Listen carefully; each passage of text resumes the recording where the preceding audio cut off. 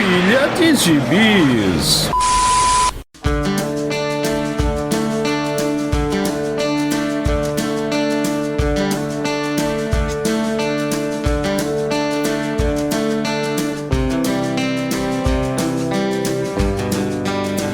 E aí, jagunçada? Bem-vindos a mais uma edição do Pilha de Bis, o podcast semanal do Arte Final. Acesse lá www.artefinalhq.com.br para ouvir todos os episódios do Pilha de Bis, do Avante Vingadores, do Pilha do Aranha, dos Sete Jagunços e do Omniverso. Nossos episódios também estão no YouTube, na Aurelo, no Spotify, no Deezer, no Apple Podcasts, no Amazon Music e no seu agregador de podcast favorito. Aliás, não esqueça de dar lá 5 estrelinhas, dar seu joinha no seu agregador de podcast favorito e ajude a espalhar a palavra do Arte Final. E para isso, vem falar de bis com a gente nas nossas redes sociais. No Twitter, no Instagram e no YouTube é @artefinalhq. E não esquece também de se inscrever no nosso canal do YouTube. Tá querendo comprar seu gibizinho na Amazon? Você compra através do link que está lá no nosso site. E você também pode ajudar a manter o nosso trabalho mandando um Pix de qualquer valor para artefinalhq@gmail.com. E vamos pro episódio de hoje. Eu sou o Marcos e aqui comigo hoje estão Joel Moraes. De volta, e dessa vez, graças a Deus, não morreu ninguém. E Maurício Dantas. Eu que estou com duas musiquinhas na cabeça esse mês todo, né? O tema do Superman e o do Mundial de Clubes. É verdade, né? Estamos no finalzinho, estamos gravando aqui quase nas vésperas da final do Mundial de Clubes e pouquinho depois da estreia de Superman, o filme que dá início ao novo DCU, comandado pela pessoa favorita na Terra do Joel Moraes, o James Gunn. Tchau, vou sair desse podcast. O Joel Moraes, ele já decidiu, quando soube que era o James Gunn que ia dirigir esse filme, ele já tinha decidido que o filme ia ser ruim. Então, nada que aconteça vai fazer ele mudar de ideia, ou pelo menos admitir que estava errado. Então, só nos resta lamentar pelo nosso amigo Joel, né? Porque não tem jeito. Porque ele já decidiu que o filme não presta. Mas vamos ser sinceros, assim, o Joel é um hater de qualidade, né? Ele é um hater à moda antiga, old school, como não se fazem mais ele mantém o hate dele, doa quem doer, né? E não dá chilique. Ele não fica com essa de e o Lula, e o PT, e o Snyder. Não, ele apenas não gosta. E já disse que não. Ele vai assistir o filme, ele vai verter umas 2 lagriminhas assim, mas ele não vai sair com o olho mais seco do mundo. É capaz dele nem deixar a lágrima cair, né? Ele vai fazer, volte pra dentro. Eu tô odiando. A gente tem que dar valor. Não se faz mais hate. Assim. Não, o cara que fez aquelas 3 aberrações do Guardiões da Galáxia e ainda fez aquela outra patifaria que só engana os bestas. Besta, no caso, o Marquito, chamada Pacificador. Homem. Bom. Não. Peraí. Tem que fazer essa nota aqui também para os nossos ouvintes antes, Marcos, que é o seguinte. Joel só ia gostar de um filme dos Guardiões da Galáxia se tivesse o Vance Astro, o Martinex, o Charles 27 e o Yondo na original. Se não foi isso, ele não aceita. Não foi isso. Aí é o Dimas Tiose. O que eu não gostei foi porque ele transformou o Drax no Sargento Pincel, transformou a Gamora na namoradinha do Brasil, a Regina Duarte dos anos 70. E o Peter Quill, meu amigo, a grande vantagem dele é o quê? Dar dedo e dancinha. Não, vai catar.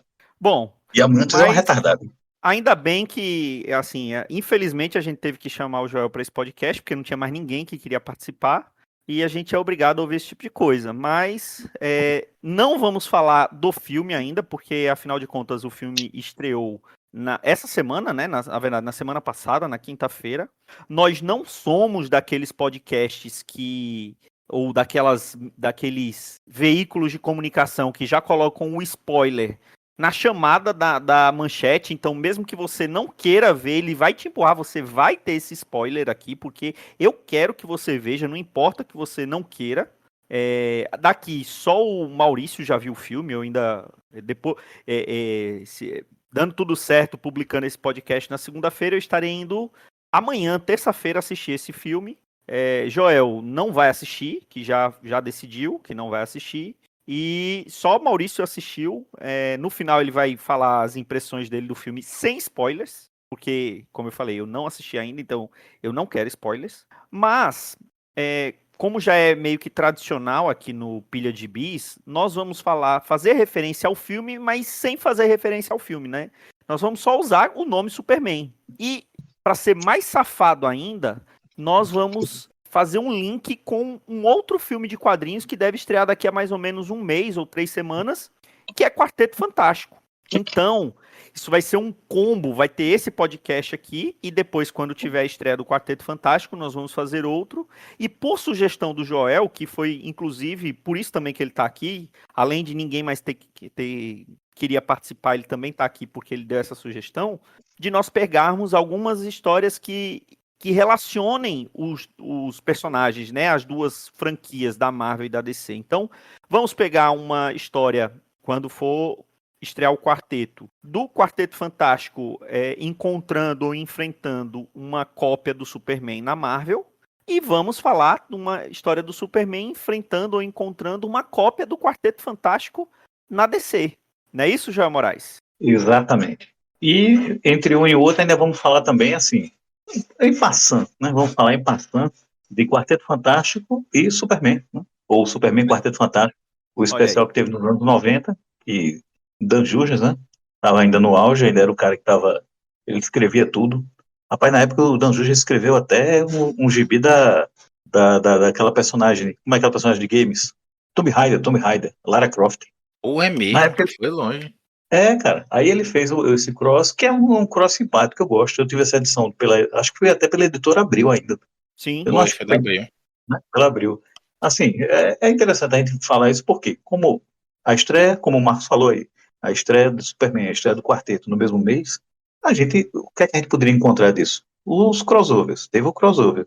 Mas somente o crossover não renderia tão legal. Então, a proposta foi essa.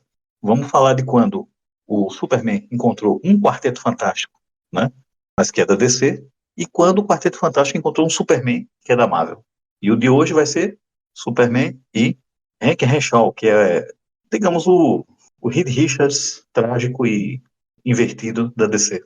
E que depois, se você ligar o nome à pessoa, foi reaproveitado como o Super Cyborg, lá no retorno do Superman, né, no Reino dos Supermans, que é como foi chamado nos Estados Unidos, e aqui ficou conhecido como o Retorno do Superman, que saiu aqui, que foi publicado, né, originalmente essa história em Adventures of Superman número 466, que foi publicado aqui no Brasil mais recentemente em A Saga do Superman, volume 24, que foi o último daquela primeira fase, né, da Saga do Superman, quando ela tinha sido cancelada e alguns meses depois voltou, continuando a numeração, né, e aí já com a fase mais capitaneada pelo Dan Jurgens, né, que foi culminar na morte e no retorno do Superman. E essa história, ela é escrita e desenhada pelo Dan Jurgens, né? Então, não sei se eu não sei se ele já tinha uma pretensão de reutilizar esse personagem depois. Certamente não na morte do Superman, apesar de que toda vez que a gente lê e fala sobre a morte do Superman, inclusive a gente falou sobre isso quando o Superman completou 80 anos, naquela série de podcasts que a gente fez sobre o Superman, quando a gente falou da morte do retorno. Todo ano eles falavam, né, de matar o Superman, todo mundo dava risada e seguia o baile, né? Até que teve um ano que falaram, e se a gente matasse o Superman, e não deram risada, né, e resolveram fazer. Mas, Maurício Dantas, fale um pouquinho sobre essa história de Adventures of Superman número 466. É só uma notinha aqui, bibliográfica. Eu tava até pensando mais cedo se não é chato isso, né? Às vezes eu comento até do Arte Finalista, né? Essa mesmo eu tinha na mente, que é o Art Tibert, que já finalizava o Jurgens aqui.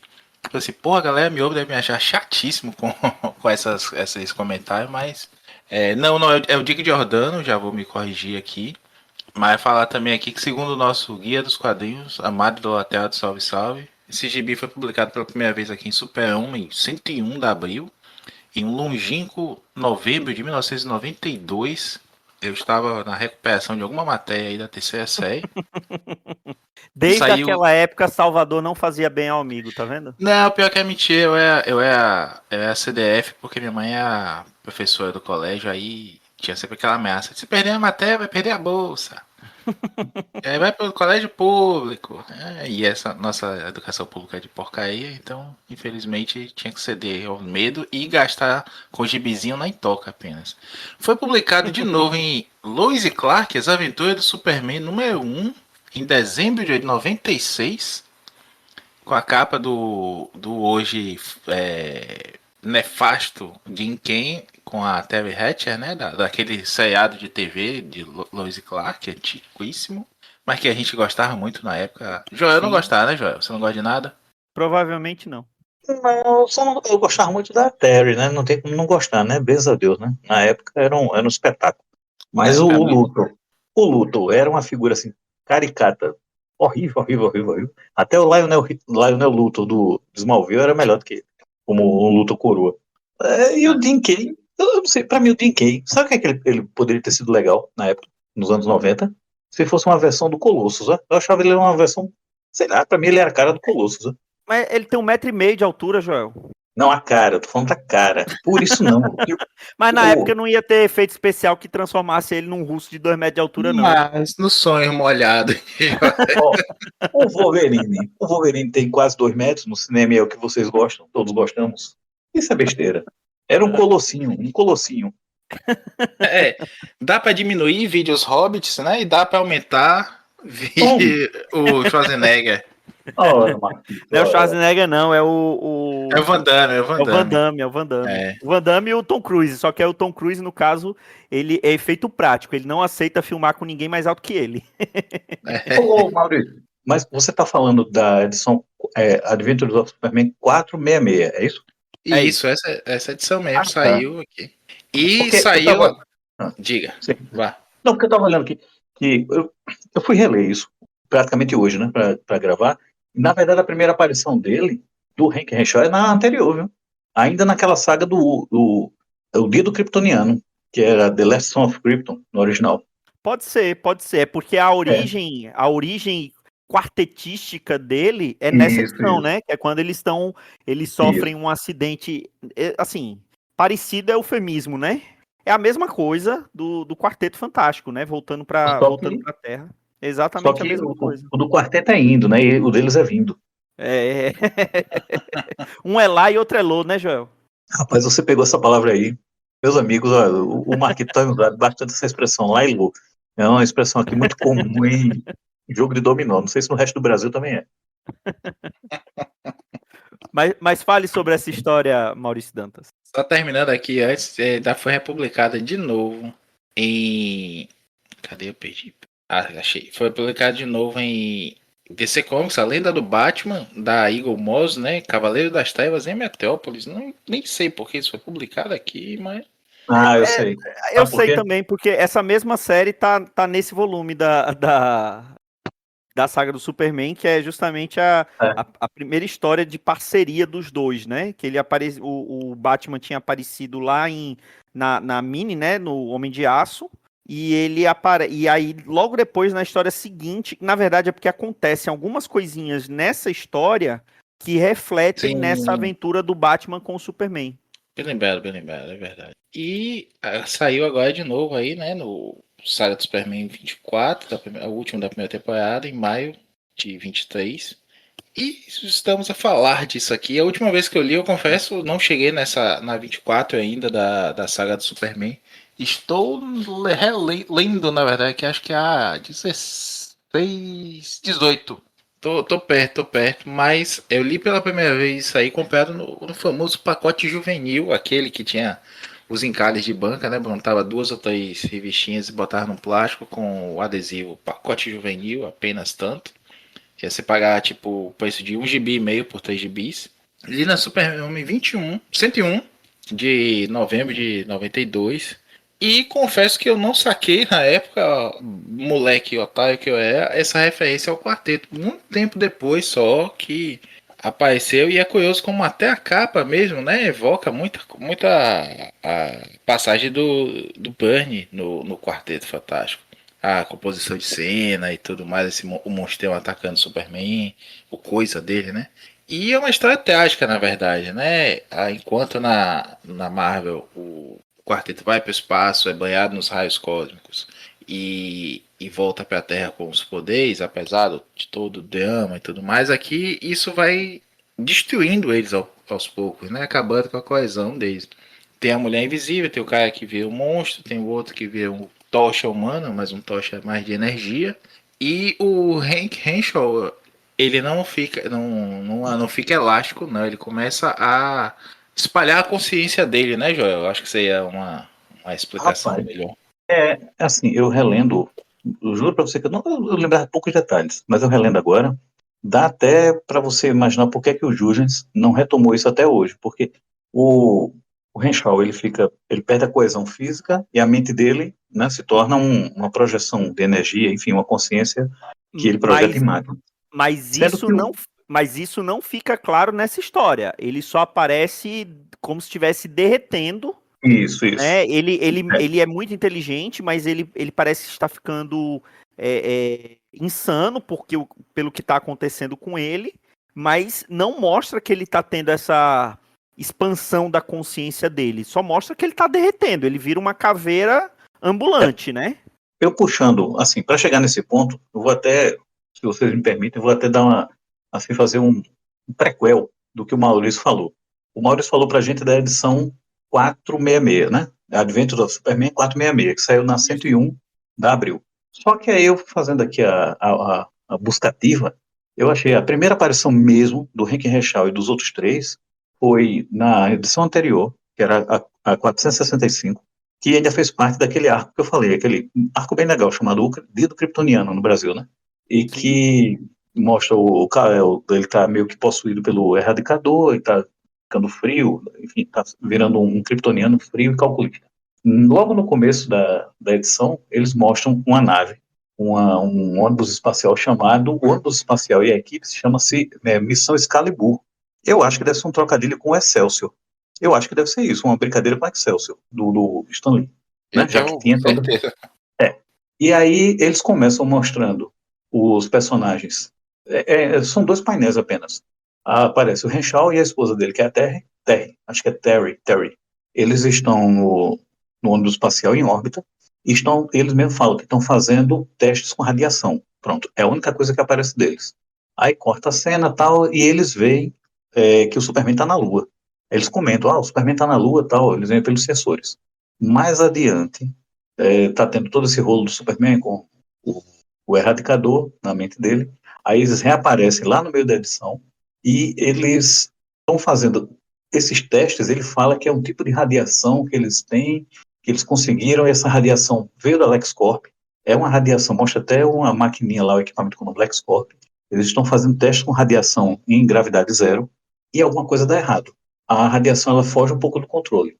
E aí a esposa do Henshaw, ela fala, tem atividade solar, manchas solares ou tempestades solares que estão muito fortes. Então, assim, uma anomalia solar. Beleza.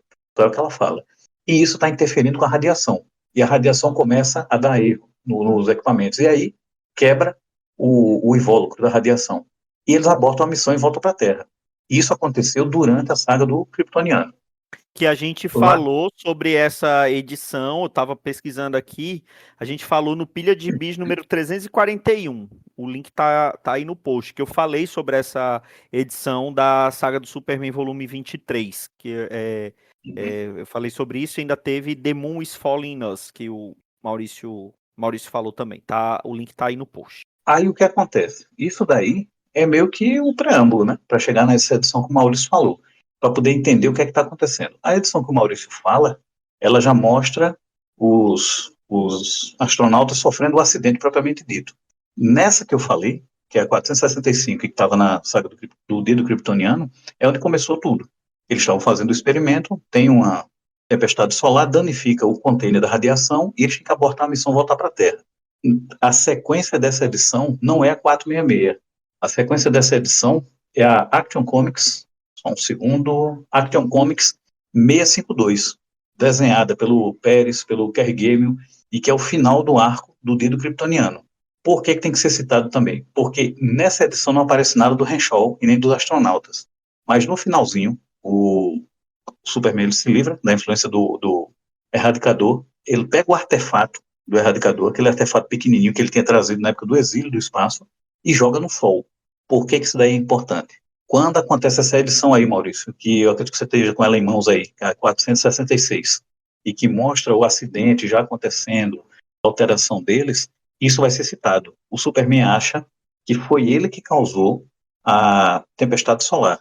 Ele acredita que foi ele que causou uma alteração na energia solar por causa do erradicador. Não sei se você está vendo isso aí, Maurício. Sim, sim, sim, sim. Sim, é verdade, é verdade. Pronto. No que ele menciona isso na 466, é aquela coisa do Superman achar, né, que tá... Enfim, ele é um cara muito responsável e tal. Ele acha que foi ele que causou. Só que aí a própria esposa do Henshaw, ela esclarece para ele, diz que não foi. Quando ele fala isso, tem um painel aqui que eu tô vendo, ele diz, se eu causei isso jogando o erradicador no sol, na tarde de ontem, aí ela disse, não foi o erradicador. Eu não sei o que é esse erradicador, mas ele não pode ter causado nossa mutação, porque a explosão solar aconteceu ontem pela manhã. Então, tinha acontecido antes do Superman jogar o erradicador. Isso daí o próprio Jurgens explica na história. Então, o que causou isso daí foi alteração no Sol e esse acidente com a radiação. Deu os poderes para eles. Só que tem um negócio. Essa semana, coincidência ou não, saiu uma edição chamada Superman Treasure Edition 2025, que é um especial do Jurgens, com 70 páginas. Eu comentei com vocês até no grupo esses dias. E eu gostei pra caramba. É a arte do Bruno Redondo, que fez Asa Noturna recentemente com Tom Taylor. O Super Cyborg aparece nessa edição. E no resumo que o Batman faz para Lois da origem do Super Cyborg, o próprio Jurgens agora parece que a idade chegou nele. Ele está dizendo que o Hank Henshaw, o que aconteceu com ele é que foi uma infeliz coincidência do destino, que a radiação que causou o acidente foi causada por um artefato kryptoniano jogado no Sol. Sendo que o próprio Jurgens tem dito que não foi isso. Eu sei que eu dei um pulo Mas aí é um gigantesco. negócio que mais de 30 anos de diferença, o que pode ter tido de retcon nesse meio Não tempo. teve. Mas o pior é que não teve.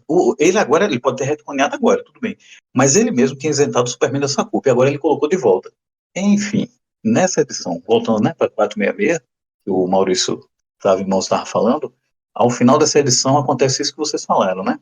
O Superman cura a esposa do Henshaw, o irmão dela, né, seria o equivalente, eu não sei se é o irmão, mas é o equivalente do John Storm, do Tocha Humana. Ele voa para o espaço e ele se desintegra. O outro personagem, que é o equivalente do Coisa, entra dentro de uma câmara, tipo uma câmara de ressonância, e se desfaz. E o Henshaw, ele aparentemente morre. Era isso que eu queria dizer a vocês, que eu não sei como o Jurgens nunca resgatou essas histórias pelo seguinte: o personagem equivalente do Tocha, ele não morre. Ele mesmo fala que ele está se expandindo como se ele pudesse se tornar uno com o universo, ou seja, ele se espalhou pelo cosmos. Não é exatamente que ele morreu. Ele expande a energia dele pelo cosmos, né? Ele não fica claro que ele Isso. morreu, né? Ao contrário E do o que outro? acontece com os outros, né? Não, mas mesmo o outro. O que é que acontece com o outro? Ele entra dentro de uma câmera, tipo como se fosse um lance de ressonância. O que acontece? magnética. Ele diferente do Coisa, eles explicam na história que ele usa coisas do terreno para formar um corpo. Isso inclui Isso. terra, lama e pedaços da nave que são de metal. Ou E seja, falam durante a história todinha que ele parece estar sentindo muita dor, né? E aí ele vê eles estão tentando dar um jeito para curar eles, né? Porque a própria mulher que seria a mulher invisível também tá morrendo, né? Tá se desfazendo. E aí eles vão tentar lá uma medida desesperada, que foi o Hank Henshaw que descobriu, e testam primeiro nela, e quando vão fazer nele, eles não conseguem fazer porque ele aparentemente se matou, né? Porque ele sabia que ele não poderia estar numa câmara de ressonância magnética por conta das partes de metal, e ele foi pra lá e aparentemente se matou, né? mas que aí é onde eu digo a você, aparentemente, porque ele despedaçou esse invólucro físico. Mas se o outro, tipo o Henshaw, ele mantinha uma consciência eletromagnética fora de um corpo físico, poderia indicar que esse também, porque na verdade ele tinha virado uma consciência eletromagnética que juntava pedaços ao redor para formar um corpo, enfim. Eu não sei como o Jurgens nunca resgatou isso. Ao final dessa história, o que é que acontece? O Renshaw está dado como morto, a esposa dele está curada, os outros dois aparentemente mortos. Passa essa história que o Maurício falou, do encontro do Superman com o Batman, e na edição 468, você está com essa aí, Maurício? Peraí, deixa eu ver se tá aqui. É onde surge a versão realmente assim robótica do Renshaw. Ainda não vilanesca, mas e é onde tem assim meio que a gênese dele como o personagem que se tornaria o Super Cyborg. É a 468. Esse foi publicado aqui no Brasil no primeiro volume da nova saga do Superman. Isso. Né? Quando a Panini resolveu retomar a história já com a parte que é capitaneada pelo Jurgens, né? E foi publicado aqui no Brasil em Super-Homem 102. Uhum. Você tá com essa aí, Maurício? Tô abrindo aqui agora, mas o online, porque a segunda temporada do Superman tá em outra prateleira. Mas Não, sim, A segunda temporada eu só peguei depois o primeiro volume, ainda vai demorar pra eu ler. olha aí, eu lembro dessa capa da Super-Homem 102, é isso mesmo. Essa aí tá na frente do meu pacote juvenil, acho que é a 103 também. É o 101, 102, 103. Eu fiquei um tempo procurando Essa as 100 e nunca história, consegui. essa história ela estabelece, né, que o Hank Renshaw ele tá vivo de alguma forma.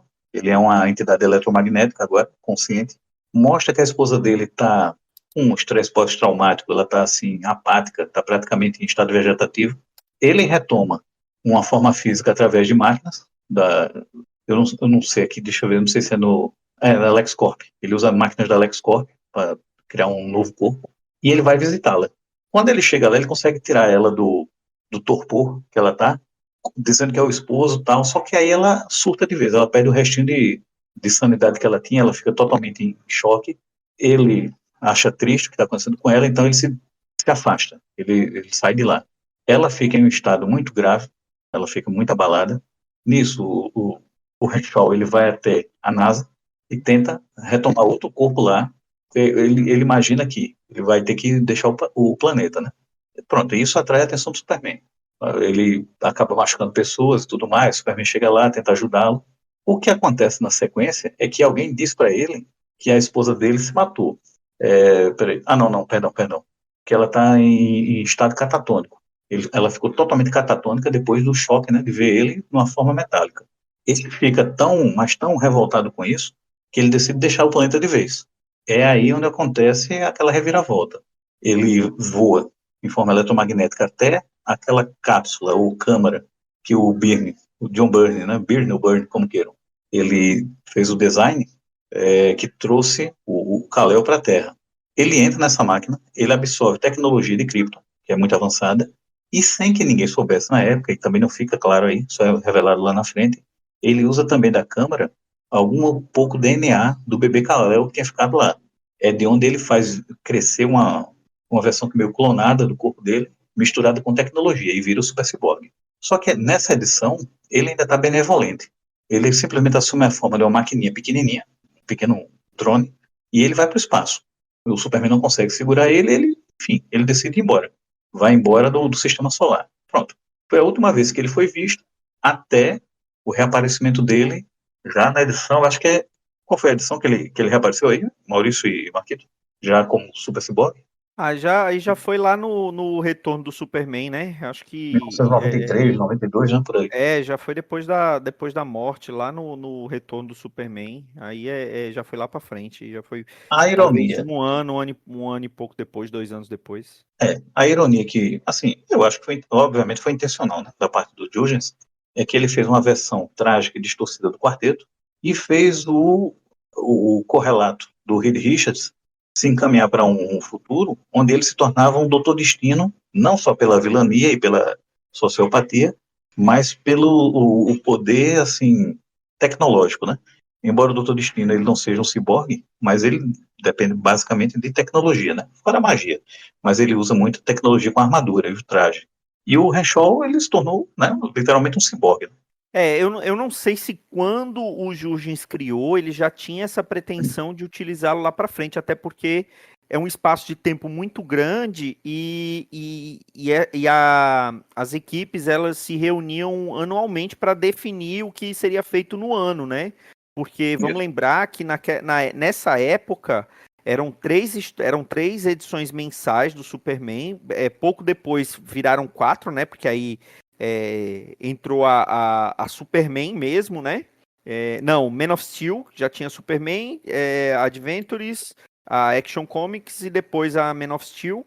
E elas funcionavam meio que como uma única publicação, com equipes diferentes, mas uma única publicação semanal, né? Então, mas por isso que quando você falou ali no começo que a história lá do último Kryptoniano, ela começou na Adventures of Superman e continuou em Action Comics, porque na prática era como se fosse uma única revista do Superman semanal. Não é isso, Maurício? Sim, já começa aí nessa fase que a gente tá, que eu tô lendo aqui, que é pela 17, 18, ali, logo depois do exílio do Superman, né? Na fase do exílio já é uma continuidade bem bacana. A ideia dos editores, né? E a gente tem aí o Andy Helfer, é excelente. A gente já falou aqui de grandes feitos dele na DC como editor e alguns como escritor também. E ele deu essa ideia que foi uma coisa que foi seguida até ali meados dos anos 90, né? Que é de que cada título do personagem tivesse um sabor diferente, um enfoque diferente. Não é novidade, veja, não começou aí. A gente tem, por exemplo, os títulos do Aranha antes, né?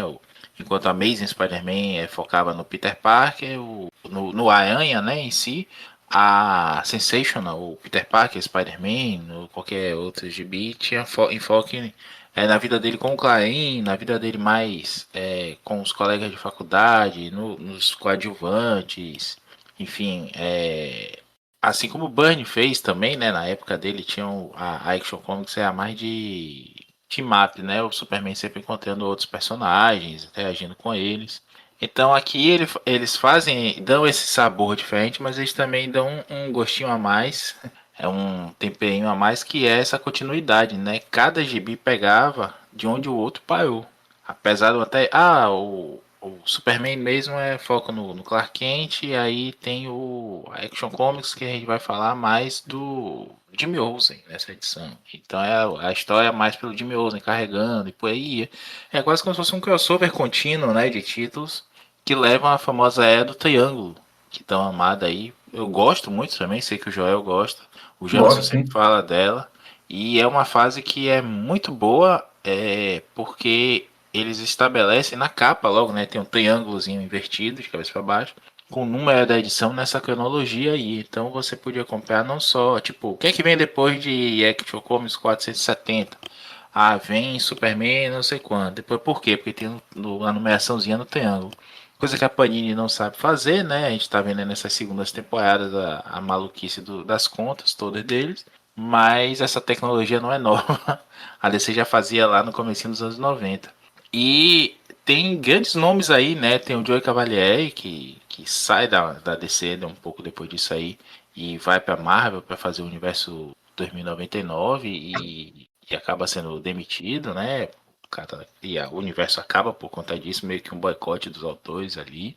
Tem a Louise Simonson, apesar de tudo, né, Joel, que você não gosta dela, mas ela faz também uma boa fase aí no Superman na época e desenhistas maravilhosos. Então é uma fase que realmente eu fiquei feliz de da Panini estar publicando isso aí, não só para poder comprar, tá tendo um trabalho ok aí, apesar de umas críticas recentes que eu fiz aí no Twitter, mas pra uma galera conhecer, né? Quem sabe, quem tiver disposto a ler, sabe que tem gente que não lê porra nenhuma mesmo, só quer reclamar.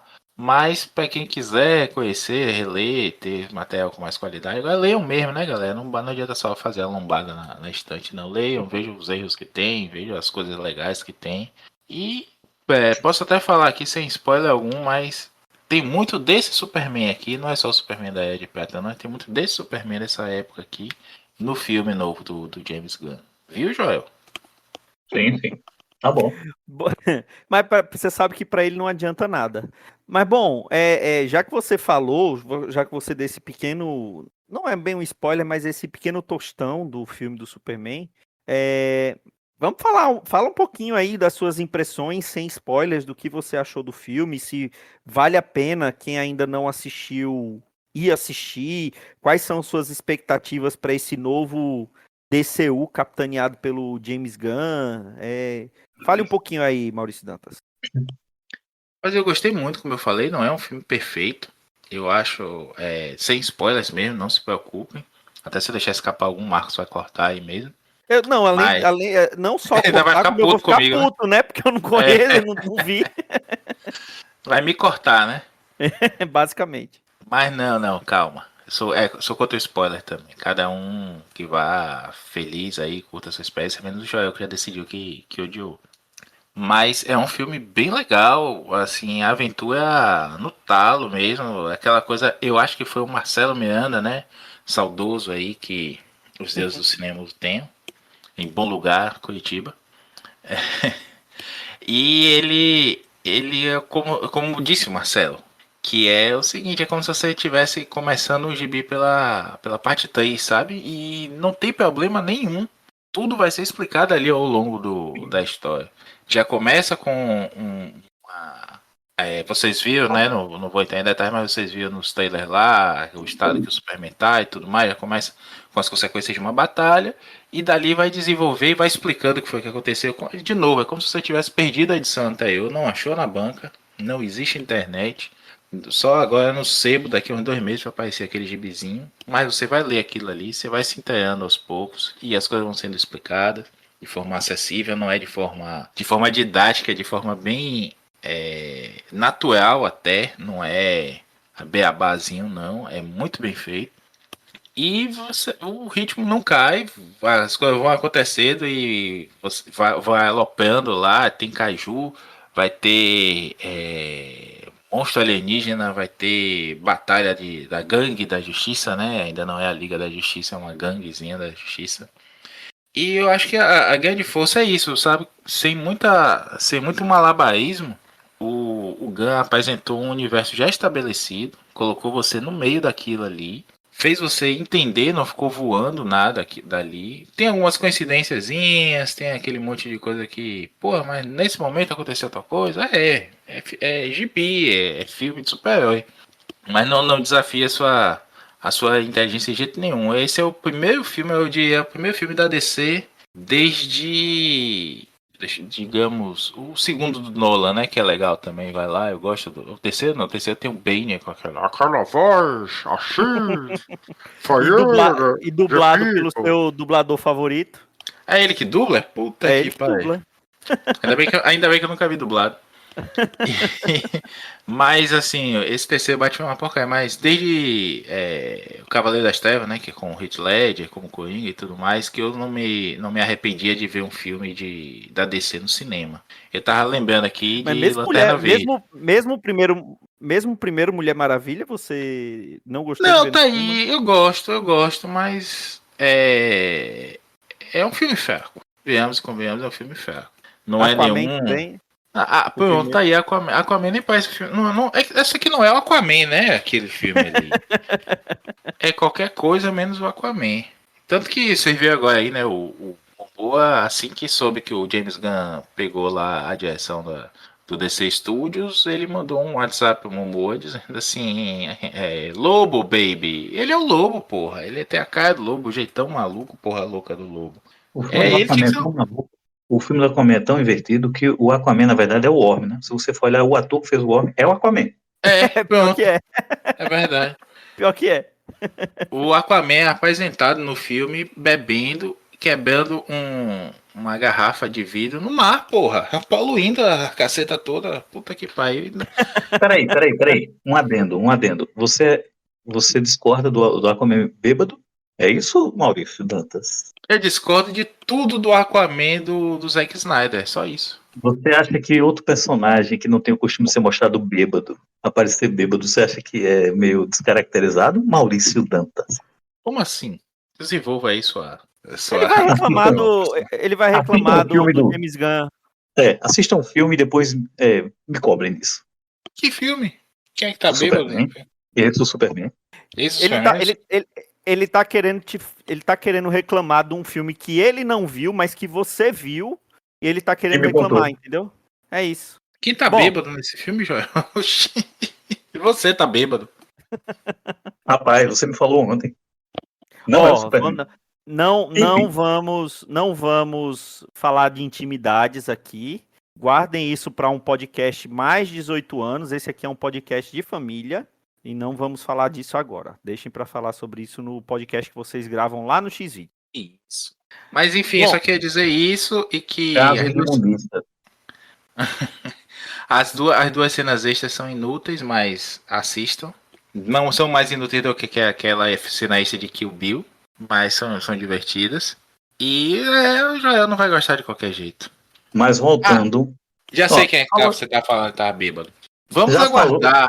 Vamos aguardar o que o futuro nos mostra. Você não... Entendo você ter o seu direito nerd de dar surto, você saber das coisas. Mas Eu fui vamos bem aguardar. informado pelo melhor. Ué, escuta. Mas voltando ao assunto, quem estava falando, que é digamos, é o mote, né, dessa gravação. Basicamente, o Superman só enfrentou esse quarteto fantástico trágico nessa edição que você falou, que foi a 466, não é isso? isso. É quando eles estão, pronto, depois disso eles nunca mais são vistos. Então, esse quarteto fantástico da DC só existiu em uma edição. Lá Exatamente. pra frente, o que acontece, como eu falei, né, que esse Reed Richards aí acaba virando meio que um Doutor Destino da DC, além da aparição dele, né, só pra gente pontuar aqui, além dessa aparição dele, ficou a mais clássica, né, ele se tornando o Super Cyborg no Retorno do Superman e tal, destruindo Coast City, essa coisa toda tal. Na frente ele reaparece nessa edição especial do Superman com o quarteto, do próprio Jurgens, que foi uma boa sacada dele, né, ele confrontou o personagem e o próprio personagem ele compara como é diferente a vida dele, dos amigos dele, com o que aconteceu com o Reed, Stu, Ben e o Johnny. E daí pra frente ele virou arroz de festa, né? Teve visual alterado várias vezes, voltou a ser Super Cyborg, teve nessa do quarteto com o Superman mesmo, ele usava um visual feio, vermelho, mas ele é uma coisa que eu acho interessante. Eles nunca mais brincaram com a ideia dele ser o análogo do Reed, né? De lá pra cá, ele virou um personagem realmente totalmente diferente, né? Divergente disso daí. Nunca mais tocaram no assunto. Ele foi retratado de uma maneira completamente diferente, né? Ele virou não sei se a palavra certa é nihilista, né? Mas basicamente ele virou um mega suicida, porque eu lembro quando o Jones usou ele lá no título do Lanterna Verde, lá na guerra, aqui ficou como Guerra dos Anéis, né? Na Sinestro Corps War. Ele foi membro da tropa Sinestro, mas porque ele queria morrer. Porque Isso. como ele tem esse poder de expandir a consciência dele, de habitar componentes eletrônicos com a consciência dele, ele ficou basicamente imortal, né? E aí ele integrou a tropa Sinestro. Eu lembro que quando isso estava saindo lá nos Estados Unidos, que mostravam quem estava fazendo parte da tropa Sinestro, o pessoal falava assim, rapaz, isso é muita apelação, né? Porque tinha o Anti-Monitor, o Superboy Prime, o Super Cyborg, tudo fazia parte da tropa Sinestro, né? O Mongo. Os caras estão apelando. E ele realmente, ele parece que depois que ele virou o Super Cyborg, ele ficou burro. E aqui mostra que não, que ele era muito inteligente, ele era realmente um Reed Richards, né? E aí onde eu falo que, assim, meio que o próprio Jurgens mesmo, ele acabou tangenciando e foi, não só o Jurgens, né, porque outros autores também, e editores, sei lá, acabaram levando o personagem para outro caminho. Ele virou meio que, pronto, ele reapareceu recentemente na minissérie da Questão, a Questão que é a René Montoya, aqui no Brasil ele ainda vai aparecer, o material ainda nem começou a ser publicado aqui, mas ele reaparece, e é bem caricato mesmo, eu quero vingança, enfim, não tem muito a ver com o personagem do que ele era no início mesmo, não.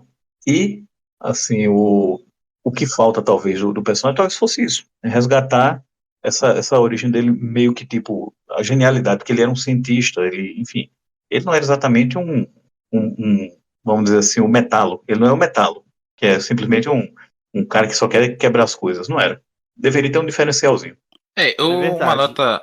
Uma nota curiosa é que existe uma outra versão também do Reed Richards, né, que ficou do mal, que é o Ultimate, se tornou o criador, né, apareceu aí no universo normal. Primeiro foi um vilão do universo Ultimate, veio para o universo normal e agora recriou aí o universo Ultimate, né, que tem os poderes do Reed, né, apesar a deformidade dele é mais moral mesmo.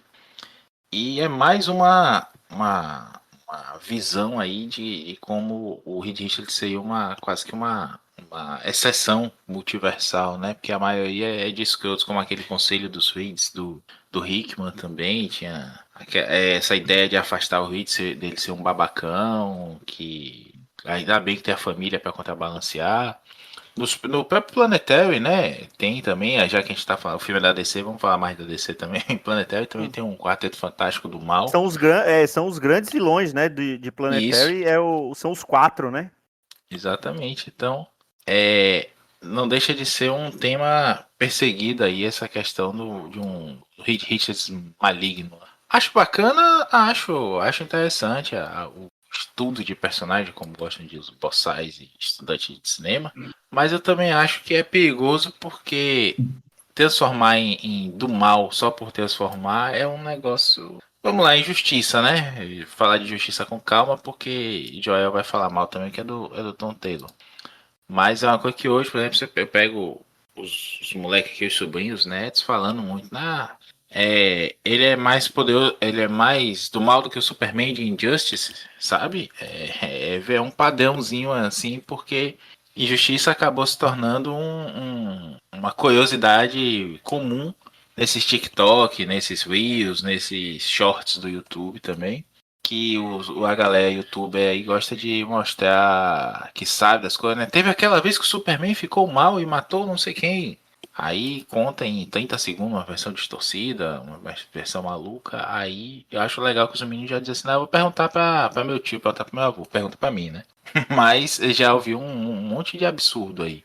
E uma coisa curiosa também, saí do filme, assisti ontem com meu neto, e no final do filme ele gostou muito, foi do Guy Gardner. Ele gostou Olha muito do aí. filme, mas ele elogiou bastante o Guy Gardner e disse que dos Lanternas que ele já viu, o Gardner é o mais legal. E aí, Joel, tem salvação? Rapaz, ó, eu só sei que o Anderson agora, né, o Dãozinho que deve ter se revirado, porque o Dão tem um ódio tão grande do Gardner. Eu nunca vi ele ter ódio de personagem como ele tem do Gardner. Ele odeia, ele detesta, ele diz que é um personagem estúpido. Eu digo, não, pô, mas como ele foi caracterizado nos anos 80, fez aquele sucesso na liguinha do Giffen, era justamente porque ele era um escroto mesmo, mas era um escroto para ser odiado mesmo. Não, não, mas não precisava não, esse personagem é idiota, horrível, detesto. Ele odeia o Gardner. É porque o Gardner tem cabelo. Ah, tá. Tem um corte de cabelo feio, mas pelo menos tem um cabelo pra cortar, né? O cabelo cresce, né? O problema é do Dão, não. O Dão é o Luthor da realidade, né? Ficou É mal porque verdade. perdeu o cabelo. Tá aí. Essa é uma coisa também que eu acho que no filme peca, sabe? Eu acho que o Luthor tá bem escrito. Mas o Nicholas Hoult, por mais que gostem dele e tudo mais, eu não vejo essas coisas todas nele, não, desculpe. Mas eu acho que ele tem papéis bons. Só acho que nesse caso específico ele podia ter. Eu precisava de um ator com mais peso, assim, sabe? Não tô falando de físico, não para ser o Luthor gordinho do Burnie. Tô falando de peso de presença de tela mesmo, assim. O Holt caminha ali numa linha tênue do chilique em muitos momentos. Eu acho que precisar de alguém, acho que talvez até por ter assistido recentemente, comentando com alguns amigos, bateu isso, né? Alguém disse assim, mas talvez seja a comparação com o Lex que apareceu recentemente em Superman e Lois, né? A série de TV, que o Joel também não gosta da Lois, Não, né? cara, que é isso, eu gostei pra caramba. Gosta A da série? Lois. Da Lois que eu tô Não, falando. assim, com todo Vamos respeito. cortar o Joel aqui por conta de Não, pelo amor de misoginia Deus, e a série é má. cancelamento. A série é muito boa, mas a Lois é fraca de feição, né? Como diz o Moção. Pronto, fim da sessão de misoginia. O Luthor que aparece nessa série é muito bom. Eu não sei se você assistiu, Marcos. Ele é um cara Não. barbudão, assim, careca, barbudo. Eu vi fotos, não assisti a série, mas eu tenho uma foto com o Tyler Hoechlin, que quando ele veio pra CCXP, eu tirei uma Saúde. foto com ele. Ô, Maurício, Oi. não é julgamento de qualidade se o Luthor é bom ou não, entendeu? Eu achei legal também na série para o propósito que eles queriam. Mas, não sei se você concorda, esse Luthor dessa série recente, ele tá mais para Vandal Savage que para Luthor, Eu concordo que é um Luthor agressivo demais, né? mais força bruta do que inteligência, né? Até o plano dele Não, não é. e Brucutu, ele fica o tempo todo rangendo os dentes e É, grunhindo. Mas eu acho que ele tem uma qualidade importante do Luthor, que é o fator e fudeu. Quando você vê que o cara chegou, apareceu em cena, é porque fudeu, entendeu? E tem uma No filme, explicação. Ele foi brutalizado na prisão, né? isso, é. No filme, nesse filme agora, eu não vou dar spoiler, mas é um Luthor muito mais chefe chiliquento, sabe? Da Faria Lima. Entendo que tem uma questão também aí de fazer uma comparação com bilionários de tecnologia atuais e tudo mais, no Você falou Chile Quento, mais chiliquento, sim. mas pelo amor de Deus, não é igual o outro do Snyderverse, não, né? Não, não, pelo amor de Deus. É, Porque ali, como eu costumo dizer, ali era o Patrick, né, do Zorro Total, né? Do Olha a Faca. Pois é, não é chiliquento assim não, mas é um Luthor que, não sei, eu acho que não tem esse tom de ameaça toda. A ameaça dele, ele é inteligente, ele é maligno, mas vai muito pro Luthor Gene Hackman em alguns momentos, sabe, da loucura, e eu acho que eu gosto mais do Luthor sinistro mesmo, sabe? Não esse Luthor mais afetado. Mas enfim, não prejudica em nada, não. Aí é um comentário meu pessoal mesmo. Fiquem à vontade para discordar, para adorar o Nicholas Hoult. Eles estão fazendo aí uma divulgação bem o triângulo amoroso praticamente, né? Do Luthor, dos atores da Rachel Brosnahan, a Colin Sweat e o Hoult. Toda hora um elogiando o outro, assim, aqueles olhares e tudo mais. Beleza, tá fazendo aí o famoso queerbait. Mas não prejudica em nada no filme, não. Acho que o personagem tá legal, o ator podia ser melhor. Mas confesso que o Colin Sweat surpreendeu. O cara realmente sabe fazer um Clark legal e sabe fazer um Superman legal também. Eu achei um negócio bem bacana. Ainda tinha umas dúvidas de ver até algumas imagens, mas ele em ação realmente, não vou dizer impressiona, mas convence. E se fossem adaptar? Agora é uma provocação. Se fossem adaptar o Hank Henshaw, o Super Cyborg, né, para esse novo universo DC dos cinemas, funcionaria? Ah, eu acho que funciona. Hoje em dia, com, assim, questão de efeitos visuais, certamente funcionaria, né? Não. Eu digo assim, o conceito do personagem, né? De como sendo um Reed Richards, uma versão que propositalmente distorcida do Superman para tentar sujar o legado dele e tal, enfim, funcionaria. Eu acho que sim. Eu não acho que eles fariam uma origem uma origem nem sequer parecida com a dos quadrinhos. Eu não acho que eles mexeriam no vespeiro de colocar uma origem do Quarteto Fantástico pra ele, entendeu? Mas o personagem em si talvez funcionaria. Não vejo muito problema, não. Eu concordo e eu acho que principalmente porque o Gunn tá fazendo aí um universo de gibi mesmo, sabe? Não tem essa coisa assim, mas isso não funcionaria num universo mais real. Ah, mas isso não encaixa com tal coisa assim. Não, vale tudo. Vale tudo. O maior absurdo, se for bem colocado na tela, não precisa dessa justificativa nolaniana, não precisa de 5 filmes para desenvolver, nem nada. Já chega lá, você cai de paraquedas na história. E eu acho isso até muito mais saudável para filme, sabe? Do que ter que ficar construindo, começando do zero, explicando tudo. São personagens que estão aí há décadas e que você já pode dar um mergulho direto e ir lapidando as coisas ao pouco, ao decorrer do filme ou ao decorrer dos filmes. Tá todo mundo cansado de ver Krypton explodindo, ver colar de pérola quebrando e aranha picando adolescente na escola, né? Não à toa, né? A melhor recontagem de origem do Superman que existe é aquela de All Star De All Star. Superman do Morrison, Uma né? página.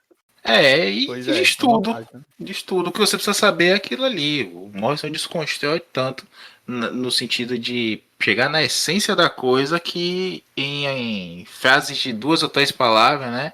Planeta moribundo, pais amorosos, último filho, pronto. Agora é bola pra frente e Vamos seguir daí, chutar né? pro gol, Exatamente. Bom, eu acho que é isso, né? Fizemos esse pequeno crossover involuntário ou talvez voluntário de DC com a Marvel. Quando estivermos ali próximos do lançamento ou na segunda-feira seguinte do lançamento de Quarteto Fantástico, faremos o inverso e aí Falaremos do quarteto com um personagem análogo do Superman e também, se possível, comentaremos um pouquinho do filme do quarteto, né, se alguém já tiver assistido, algum de nós já tiver assistido antes da gravação. Algo mais a acrescentar, Joel Moraes, além de que você odiou o filme do Superman sem ter visto? Eu quero um dia poder assistir para odiar com mais propriedade. Algo mais, Maurício Dantas? Sim, mensagem de luz e de paz aqui condizente com o Superman, né? Pro Joel. Joel, não alimente esses sentimentos, faz mal. Isso vai te devorar por dentro. Melhore. Mas quem diria, hein? Não, quem diria? A gente ouvindo Maurício Coach, positivismo, quem? Maurício, vulgo nas sombras da internet, mal. Esse mundo tá de cabeça para baixo. Já falei a mistura do tananã, tananã, com na. É o ópio do povo, é futebol e gibizinho. Muito bem. Mais um que outros, mas continua sendo o ópio do povo, né? Bom. Inclusive no preço, né? É verdade. Bom, é isso. Até a próxima semana com mais um Pilha de Gibis. Um grande abraço e tchau.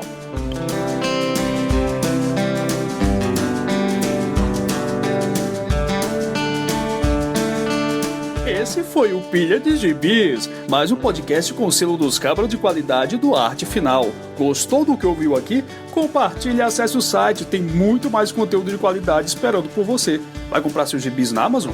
Compra acessando os nossos links. Você vai ajudar a manter esse trabalho. www.artefinalhq.com.br